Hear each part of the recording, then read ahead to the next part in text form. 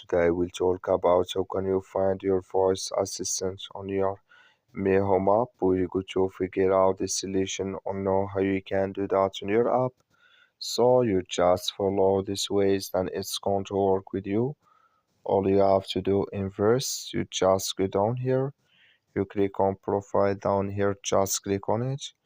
So then it's going to take you to this list. It's going to show for you like this here.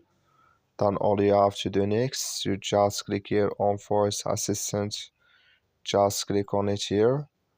So then you come to next step here, it's going to show for you like this here. So then here can you select here voice assistant here. So in here can you find your supported devices here.